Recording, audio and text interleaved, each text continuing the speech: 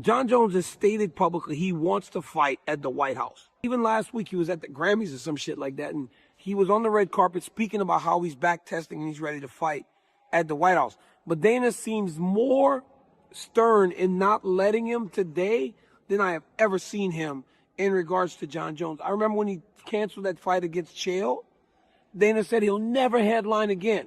This time he seems like he is not going to back down and allow for him to be on his White House card. And if I'm being completely honest, I don't know that I agree. I think I would let him fight. I think if he wants to fight, I would let him fight, because for as much as mixed martial arts is a global sport, and it's a sport that everybody loves, and we support people from all around the world, at the end of the day, when we're fighting at the White House, you want American people that can win at the end of the night. Imagine if we're on the White House lawn and the Americans aren't winning fights. And that could happen, because when the opening line for McGregor versus Chandler comes out, Chandler's going to be a pretty substantial underdog, as he should be. Even though Conor hasn't fought in forever, he will still be the favorite to beat Michael Chandler. I believe that you got to let him fight, man. I think that you put some things in his contract that makes it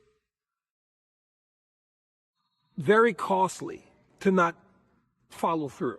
Donald Trump mentioned that he wanted to have a fight at the White House guard, and that just seems like such a huge opportunity. I'm a very proud American. I have a lot of close friends that are in the military. Just to be able to entertain the country and the world at this level at the White House, it just means the world to me. So I'm back. Daniel Cormier and Jon Jones just dropped a bombshell message to UFC CEO Dana White, and it's all about Jon Jones. In his words, "If I'm being completely honest, I don't know that I agree with White. I think I'd let him fight."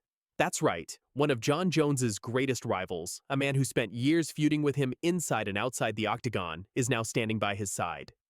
Cormier says Dana White is wrong about shutting the door on Jones fighting at the UFC's historic White House event next year, and even Jones himself is making it clear. "Despite the odds, I'm still training and optimistic about the possibility of being part of the White House event." This is the story of unlikely alliances, broken trust, and the fight for history on the South Lawn of the White House. How do I look, DC? Hey, all that's all just, hey, listen, that's all just for show. I look like I'm like not a crackhead with a suit on.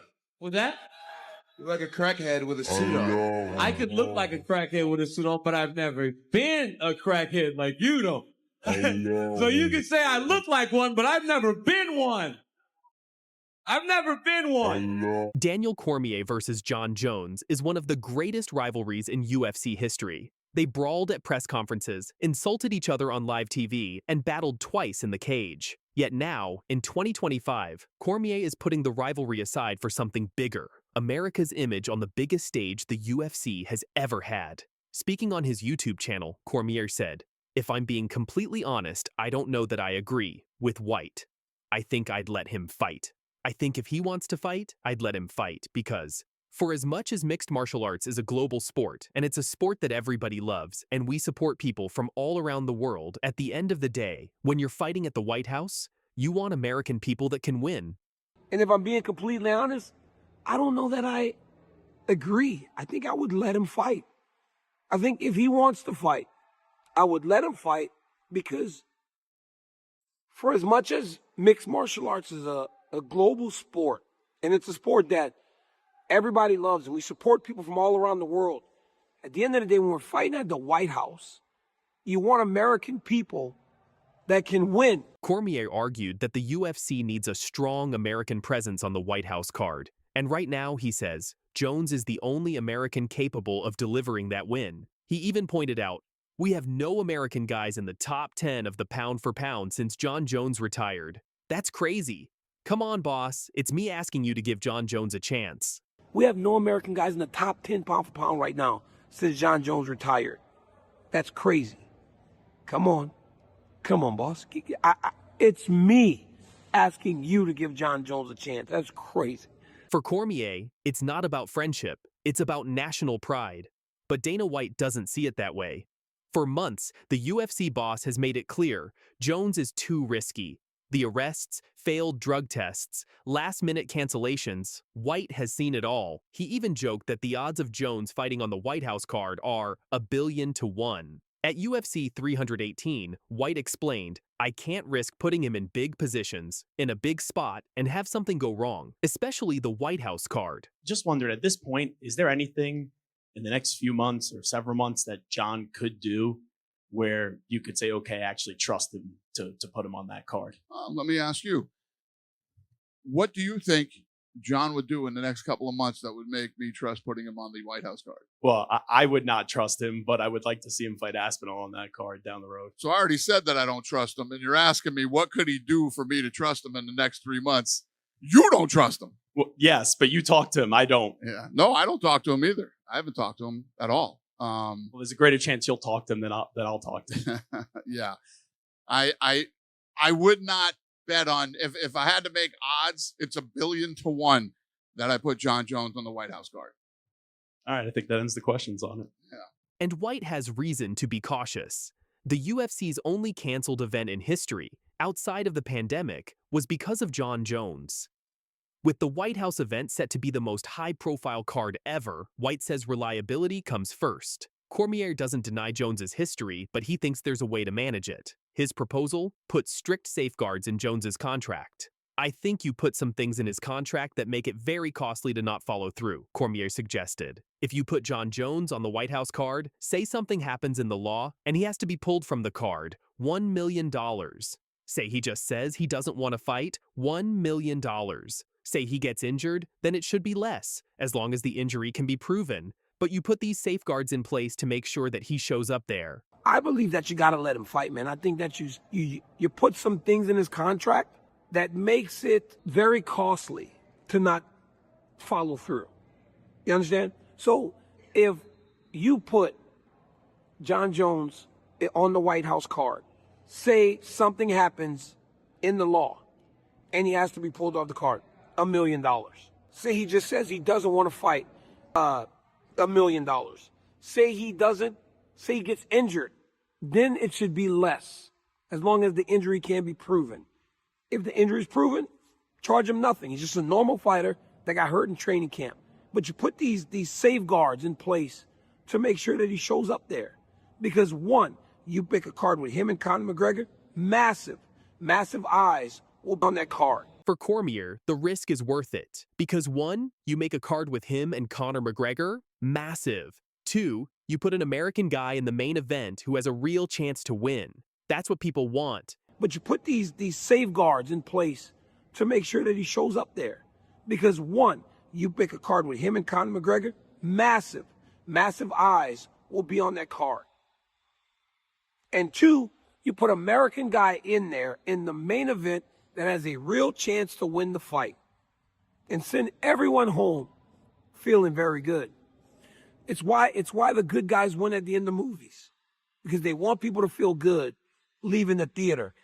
Except for $1 Million Baby. And what about Jon Jones himself? Why do you think Jones retired and then came back to the testing pools so early? I have a hard time believing that he would duck somebody. Because he's good. I don't think Tom Aspinall is that hard a matchup for him. When I lost in the Olympic semifinals were automatically wrestling for the bronze medal back then. I said to my coaches, I don't want to wrestle for third.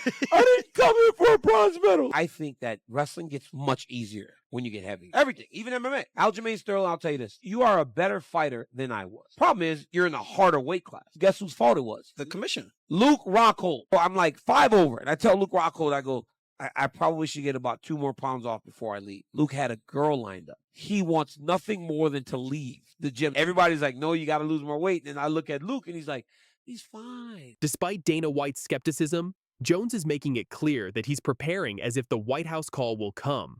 On social media, Jones wrote, "Despite the odds, I'm still training and optimistic about the possibility of being part of the White House event. At the end of the day, Dana is the boss, and it's his call whether I compete that night or not. I do know Dana was really excited about the fight, and the door hasn't been completely closed. That's all a guy like me really needs. It sounds like another awesome goal to be inspired by. Sometimes in life, we're not going to reach everything we set out to do, and that's okay. But I like my chances. After all, 1 in a billion is exactly what it took to end up as Jon Bones Jones in the first place." I'm not retired. I'm actively training 5 days a week, and I'm in the UFC's drug testing pool. Great. And what's the status of the fight at the White House? I don't really know. It's kind of out of my control right now. I'm training for the event. I'll be ready for the event. That's my goal. That's my intention. But ultimately, it's up to the boss. Retirement because you want to fight at the White House. Yeah, that's the goal. Did he call? Have you had any motion on that since he said that? No, we haven't had a conversation about it, but I have a very strong feeling that I'll be fighting that night. Sure. And I got to ask, would you fight before or after that, or is this a one and done? I think it's going to be one and done. But Man, who knows what the future holds? That's huge, bro. That's huge, man. Former champ Robert Whittaker says Jones is paying the price for how he handled the Aspinal saga, claiming that whole length of time of inactivity and holding up the division stretched the trust factor with the bosses. At this point right now, I can kind of see Jon Jones is trolling the hell out of like Tom Aspinall, dude. Like I can see him like signing it, doing 5 months, and then just retiring. I think he's trolling him at this point. It's rough. Aspinall's just wasting away. A lot of Jones fans have just jumped ship. But maybe he's looking to properly like bulk up in the right places. Maybe. Well, Or he's trolling. I'm just happy it's not my division. Meanwhile, Chael Sonnen thinks the UFC doesn't even need Jones or McGregor to headline. He floated Ilya Topuria versus Islam Makhachev as a potential main event, asking, does Ilya versus Islam, champ versus champ, trump Conor McGregor versus anybody? First and foremost, are you retired? I am not retired. I'm actively training 5 days a week, and I'm in the UFC's drug testing pool. Great. And what's the status of the fight at the White House? I don't really know. It's kind of out of my control right now. I'm training for the event. I'll be ready for the event. That's my goal. That's my intention. But ultimately, it's up to the boss. If I did, Jon Jones would be the #1 pound-for-pound fighter in the world. If I did, it would be Ilya Topuria. Well, there you go. You do it, so good luck. Thank you. Yes, sir. Hey, Dana, over here. Yeah. Olympic gold medalist Gable Stevenson has been seen recently training with Jon Jones and said himself he plans on joining the UFC. Is that someone you're interested in seeing? So the question, what did Gable Stevenson and Jon Jones, Been what? training with Jon Jones, and he wants to come to UFC. Jon Jones is training? Holy shit. That's news to me. Was he on the reality show in Thailand or something? Oh, boy. When you knock on my door, and I say, hello, boy. Satan, Spider webs. I believe it is time to go. Me and the devil. Jon Jones has dropped a massive bombshell about his fighting future. Despite Dana White's 1,000,000-to-1 odds against him, Bones Jones is declaring he's not retired and is actively training 5 days a week for what could be the most historic UFC event ever. The White House card set for June 2026. Doing pretty well. Things are going great. The White House. Dana White said you and Jon Jones, that's a real deal. I'm going home. I'm going to get the head down. I'm going to rest. They're testing me. I'm in the pool. I says, you always say, man, I thought that's what the pools are for, jumping in and out. But I'm back in the pool. So get ready and stay ready because damage will be done. Oval Office, White House guy.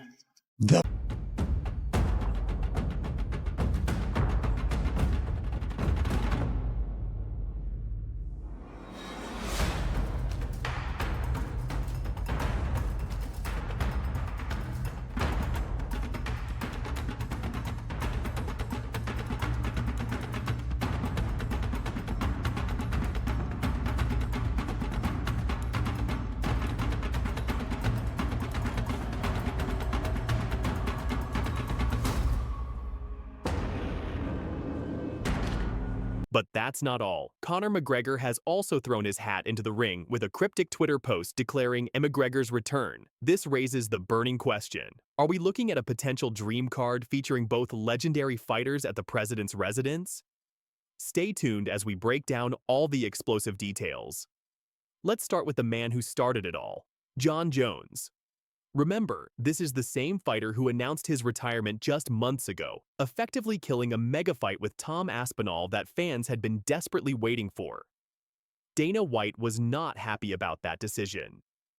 you retired, but now it seems like you're getting back into it. Yes, Can you ma'am. explain it, break it down for us a little bit? I was retired. I felt like I was at a place where I've done it all in the MMA space, and felt like there wasn't too many more challenges for me, and I just wanted to do something more than championships and money. And Donald Trump mentioned that he wanted to have a fight at the White House Garden, and that just seems like such a huge opportunity. Just to be able to entertain the country and the world at this level at the White House, it just means the world to me. So I'm back.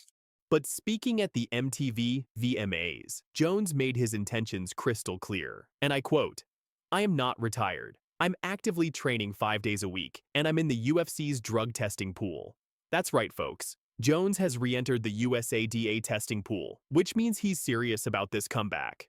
Jon Jones has unretired. That is correct. He says that he is now back in the testing pool. Check this out. So, of course, the UFC shares this, and this is very nice of the UFC. Jon Bones Jones, the greatest of all time. When pressed about the White House card specifically, Jones said, "I'm training for the event. I'll be ready for the event. That's my goal. That's my intention, but ultimately it's up to the boss. The boss, of course, being Dana White, and White is not making this easy for Jones." First and foremost, are you retired? I am not retired. I'm actively training 5 days a week, and I'm in the UFC's drug testing pool. Great. And what's the status of the fight at the White House? I don't really know. It's kind of out of my control right now. I'm training for the event. I'll be ready for the event. That's my goal. That's my intention. But ultimately, it's up to the boss. The UFC president has set the odds at 1,000,000,000 for Jones appearing on this historic card. Why? Because Jones has burned bridges before, backing out of the Tom Aspinal fight after reportedly agreeing to terms. White doesn't trust Jones with such a massive event, and frankly, can you blame him? What makes you confident? What makes me confident? Oh, man. I don't know. Just hard work. Hard work and doing the things that people don't like to do. I think that builds confidence. Repetition builds confidence. Getting to your level, which is, I want to just say congratulations on everything you've done. Thank you. What was the biggest struggle you've dealt with in your career, but that struggle made you who you are today? The biggest struggle, one thing that I'm learning in life right now is just to say yes to opportunities and not to allow insecurities or fears to hold you back. For example, just 2 days ago on Friday, I got this opportunity to be a presenter in one of the biggest shows in the world. Pretty intimidating opportunity, but I said yes, right? So I think one of the biggest things I'm working on in life right now is just saying yes, facing your fears head on. What advice would you give to someone who is afraid of facing their fears every single day? My advice would be to just do it. And oftentimes after it's done, you're going to be so glad that you did. And I do believe the best things in life are usually on the opposite side of hard work and fear. Jon, thank you so much. Congratulations on everything. Thank you. Now let's talk about this unprecedented UFC White House card. Because this isn't just any fight night. We're talking about the most ambitious MMA event in history. Originally scheduled for July 4th, 2026, America's 250th birthday, the event has now been moved up to June 2026, and the details are absolutely mind-blowing. Fighters will warm up inside the White House itself. Ceremonial weigh-ins will take place on the steps of the Lincoln Memorial. We're talking about fireworks, light shows, and festivities unlike anything the sport has ever seen. So every one of our national park, battlefields, and historic sites are going to have special events in honor of America 250. And I even think we're going to have a UFC fight. Does anybody watch UFC, the great Dana White? We're going to have a UFC fight. We're going to have a UFC fight. Think of this, on the grounds of the White House. We have a lot of land there. We're going to build we're not. Dana's going to do it. Dana's great, one of a kind. Going to have a UFC fight, championship fight, full fight, like 20, 25,000 people. And we're going to do that as part of 250 also. We're going to have some incredible events, some professional events, some amateur events. But the UFC fight's going to be a big deal too. This isn't just about entertainment. This is about history. The UFC has never held an event at the White House, and with America celebrating its 250th anniversary, this card represents the ultimate fusion of American combat sports and patriotic celebration. But here's the catch. Getting on this card isn't just about being a big name. Dana White is being extremely selective because this event will be watched by millions around the world. The stakes couldn't be higher, and that's exactly why Jones's past behavior is coming back to haunt him. Just when you thought this story couldn't get more explosive, enter Conor McGregor. The Irish superstar, who hasn't fought since November 2021, took to Twitter with a simple but powerful message: McGregor's return. When the fight is going on, while the fight's happening and we're filming, one whole side of the backdrop will be the White House. We will absolutely positively put on the baddest card of all time. So what would be the dream main event? The dream main event right now would be Aspinal versus Jones. Is it possible that McGregor and Jones would fight on the same card? Could be. Now, this is huge news because McGregor, unlike Jones, seems to have Dana White's blessing. Earlier reports revealed that McGregor had exchanged direct messages with White about headlining the White House card, and White reportedly loved the idea. Think about it. McGregor might not be American, but he's arguably the biggest draw in UFC history. His return would guarantee massive pay-per-view numbers and global attention for this historic event. Plus, unlike Jones, McGregor hasn't been backing out of agreed fights recently. The question everyone's asking: could we see both McGregor and Jones on the same card? A double main event featuring two of the sport's most controversial yet captivating figures? The possibility has fans around the world losing their minds on social media. But we can't forget about the elephant in the room. Tom Aspinall, the current interim heavyweight champion, has been waiting for his shot at Jones. And this White House situation has put him on high alert. But undisputed status is disputed. That's where we're at right now. Well, somebody said an interim champion can't be in the presence of an undisputed champion, and an undisputed champion can't be in the presence of an interim champion. And that's true. They both contradicts each other completely. Of course. So we need to find out who the guy is. If it's not Jon Jones, get out of the way. I'll take the title. I'll fight someone else. Happy days. Aspinall has been vocal about wanting to unify the heavyweight titles, and with Jones actively training again, those fight negotiations could heat up quickly. If Jones does make it onto the White House card, Aspinall versus Jones would be the perfect co-main event to complement a potential McGregor return. However, Aspinall has his own upcoming title defense against Cyril Gane to worry about first. But make no mistake, he's keeping a close eye on these developments, and his team is surely preparing for the possibility of facing Jones on the biggest stage in UFC history. Question for Tom. Tom, you were originally supposed to fight Jon Jones for the belt. Now it's Cyril. So my question is simple. Considering that Jones is nearing the end and Cyril is in his prime, who do you consider the biggest test right now? Cyril's the guy I'm fighting, so he's the biggest test right now. Jon Jones is retired, so I don't really have much to say on that, to be honest. So I'm fighting this guy, and this guy's really good, so I'll be as ready as I can be. In related news that could impact Jones's White House chances, all charges against him from a February car accident in Albuquerque have been officially dropped. The Bernalillo County District Attorney's Office dismissed the case after Jones's alibi defense held up. Jones released a statement saying, "I want to thank the District Attorney's Office for carefully reviewing the facts and ultimately vindicating me completely. The simple fact is this: I was never there. I never even left my house that night, and all the evidence proved that." Keep it locked here for all the latest updates on this developing story. This is shaping up to be the fight game story of the decade, and we'll be covering every twist and turn as it unfolds. Thanks for watching, and we'll see you next time.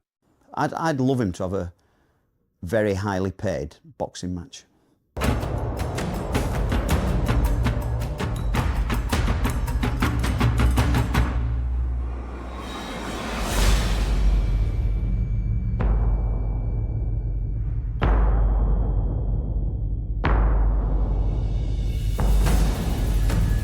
UFC heavyweight champion Tom Aspinall and his father Andy have just dropped a career-changing message that has the entire MMA community talking. And it's not about his upcoming title defense. The newly crowned undisputed heavyweight king, who claimed his throne after Jon Jones's shocking retirement in June, has his sights set beyond the octagon, and it involves boxing gloves, massive paydays, and a direct challenge to the UFC's pay structure. This is a story about money, power, and a father's bold vision for his son's future. Let's break it all down. The bombshell came during a candid interview on Tom Aspinall's own YouTube channel, where his father and longtime coach Andy Aspinall didn't hold back about their plans. "I'd love him to have a very highly paid boxing match for the money. The money's there, and I don't see why somebody as talented as Tom shouldn't have a piece of that money when the boxers are getting 100 times more." Andy Aspinall. The money. I'd love him to have a very highly paid boxing match for the money. You know, the money's there, and I don't see why somebody as talented as Tom shouldn't have a piece of that money when the boxers are getting 100 times more than 100 times more. But here's where it gets even more explosive. Andy Aspinall took direct aim at the UFC's compensation structure, stating bluntly, the UFC ain't paying that type of money. The UFC ain't paying that type of money. This isn't just wishful thinking from a proud father. This is a calculated business statement from the man who's coached Tom since he was a child and helped guide him to the pinnacle of mixed martial arts. The timing couldn't be more significant. Tom Aspinall is set to make his first undisputed title defense against Cyril Gane at UFC 321 in Abu Dhabi on October 25th. But even with championship gold around his waist, his camp is already looking beyond the octagon for what they see as the real money. All right, now, UFC 321, October 25th, Etihad Arena in Abu Dhabi. Tom Aspinall will face Cyril Gane. Aspinall has 15 wins, and all of them are by finish. Gane is the #1 ranked heavyweight. You can go to tickets go on sale this Friday. Let's talk numbers, because that's what this is really about. Andy Aspinall didn't mince words when describing the financial disparity between boxing and MMA. According to Andy, boxers are earning more than 100 times more than UFC fighters. To put this in perspective, while top UFC champions might earn millions per fight, boxing's biggest stars regularly command $20 to $50 million purses, sometimes even more. Francis Ngannou proved this point when he left the UFC heavyweight championship behind to pursue boxing riches, reportedly earning around $10 million for his debut against Tyson Fury, potentially more than he made in his entire UFC career. So what was the holdup with the UFC? Like, what led you to not sign? There was a lot of frustration over the years. I think since my fight against Stipe, my first fight against Stipe, my relation with the UFC never been the same. Really? I felt like I wasn't in the right place. Then I get the Derek Lewis fight, who was like the worst fight, and that didn't hurt me at all. You win the Cyril Gane fight. Then what happened? I have no guarantee that signing this contract, I will not get into what I have been to in the past 3 years. So how about we change something that will make me feel secure? And what did you want to change? A lot of things. But here's the kicker. Andy Aspinall revealed something shocking about his son's current earnings compared to other athletes. An American footballer. He's earning a tiny fraction of what they're earning, and he's one of the best in the world at doing what he does and not getting paid enough. An American footballer who we've talked to when we're in America, he's earning a tiny fraction of what they're earning. And he's one of the best in the world at doing what he does and not getting paid enough. This raises serious questions about fighter pay in the UFC, especially when we're talking about the heavyweight champion of the world potentially being out-earned by mid-tier American football players. This isn't just talk. The Aspinalls have a strategic plan mapped out. Andy outlined a clear timeline for his son's immediate future that could set up a massive boxing payday. October 2025, UFC 321 versus Cyril Gane in Abu Dhabi. Tom Aspinall will face Cyril Gane. Aspinall has 15 wins, and all of them are by finish. Gane is the #1 ranked heavyweight. UFC 321, October 25th, Etihad Arena in Abu Dhabi. Andy's ultimate goal, simple and direct. Get the money, get the glory, and get out, with Tom's health intact. The strategy is reminiscent of what we've seen with other MMA stars. Conor McGregor proved the crossover model works with his massive payday against Floyd Mayweather. Francis Ngannou followed suit by leaving the UFC to pursue boxing riches. But here's what makes Aspinall different. He's doing this as the reigning champion, not after losing or being stripped of his title. That gives him incredible leverage. So, who could Tom Aspinall potentially face in the boxing ring? The heavyweight division is currently dominated by unified champion Oleksandr Usyk, who holds all 4 major titles after his victories over Anthony Joshua and Tyson Fury. Oleksandr Usyk putting on the performance in the leg touch. Back on the legs. Back on the legs. The champ is in real trouble here. So much. No. Usyk trying to send shockwaves throughout the heavy. Not give one shot, or not take one shot, but he has to give. Interestingly, Usyk has previously expressed interest in trying MMA, which could set up the ultimate 2-sport crossover. Aspinall boxing Usyk, then Usyk entering the octagon. Other potential opponents could include Tyson Fury, if he returns from retirement, Anthony Joshua, looking to rebuild, Deontay Wilder, always a knockout threat, The appeal for boxing promoters is obvious. Aspinall brings legitimate knockout power and an undefeated record as UFC champion. His highlight reel of 1-minute knockouts proves he has the finishing ability that boxing fans crave. This puts the UFC in a difficult position. They've just crowned a new heavyweight champion after Jon Jones's retirement, and now his team is already publicly discussing an exit strategy. The problem for Tom Aspinall a lot of the time was not only finding trade. Oh! What a finish! That's it! Wow! Knockout for Tom Aspinall in his debut! Watch Got this. ourselves a prospect. Beautiful. Knee to the midsection. Bang, bang. 1-2 follows right on the chin. He just did not stand a chance. Doesn't As get soon as that cleaner knee than that, landed, bang, right into the midsection and 1-2.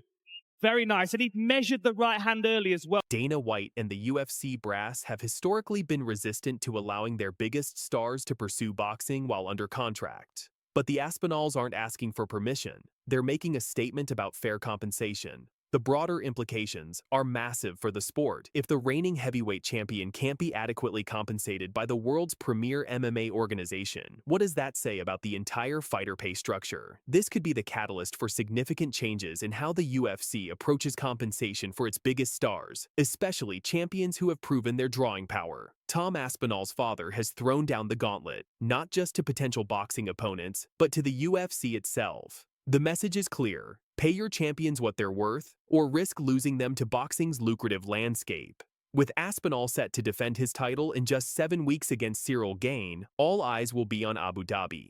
But the real question isn't just whether he'll win. It's whether this victory will be his last in the octagon before pursuing those boxing millions. Will the UFC step up with a mega deal to keep their heavyweight champion, or will we witness another exodus of top talent to the boxing world? One thing's for certain. Andy Aspinall's Bombshell has changed the conversation around fighter pay and career strategy in combat sports forever. We'll continue following this developing story. For now, this has been your Combat Sports Update. Stay tuned for more breaking news. But Tom's gigantic as well. He's big, he's light on his feet, he can move. I always say he's like a heavyweight Muhammad Ali, or mixed martial arts Muhammad Ali, or a heavyweight George St. Pierre. He can grapple, he can do it all.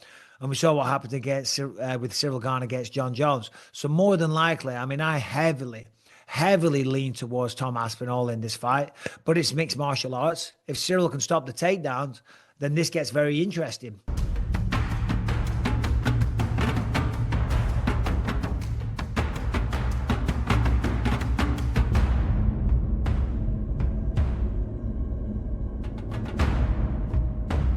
UFC legend Michael Bisping just dropped a bombshell comparison that has the entire MMA world talking. The former middleweight champion just called Tom Aspinall the Muhammad Ali of MMA. And if that wasn't enough of a warning shot to Ciryl Gane, wait until you see what Aspinall just did to a heavy bag in training that has everyone terrified. But he's the same height as me, if not an inch taller, but thick. Yeah. And I was like, fuck, you're a lot thicker than I would expect. Yeah. And the speed, that's the thing that I'm like, okay, that's the danger. But again, grappling, he's a black belt. But Jon is fucking... It's different. Yeah. But I don't know, man. They got to fight. But if they don't ever fight, we'll never know. Jon Jones versus Tom Aspinall. No, Jon Jones is the GOAT in my book. You know, he's one of the best. And I recently saw Aspinall fight for the first time recently. And he's a great fighter. And he's a great champion. But I think it'd be tough for me to ever say that anybody would beat Jon Jones until it happens. It's a very intriguing fight. If I had to put money on it, it'd be super hard for me to bet against a guy like Jones, just because I know the mindset that he comes in with. Not saying Aspinall couldn't get it done because of all those physical gifts that he had, but dog, betting against a guy like that, who, if he gets you on the ground, that's just a bad night. Why Michael Bisping's stunning praise for Tom Aspinall might be the most accurate comparison in combat sports history, and why Ciryl Gane should be very, very worried about UFC 321. Let's get straight to the explosive quote that has everyone talking. Michael Bisping, a man who grinded his way to the top of the middleweight division and knows what separates legends from pretenders, just made this incredible statement about Tom Aspinall. Here's exactly what Bisping told Bloody Elbow, and I quote, "Tom's gigantic as well. He's big and light on his feet. He can move. I always say he's like an MMA Muhammad Ali or a heavyweight Georges St. Pierre. He can grapple. He can do it all. I heavily lean towards Tom Aspinall in this fight." But Tom's gigantic as well. He's big, he's light on his feet, he can move. I always say he's like a heavyweight Muhammad Ali or mixed martial arts Muhammad Ali or a heavyweight George St. Pierre. He can grapple, he can do it all.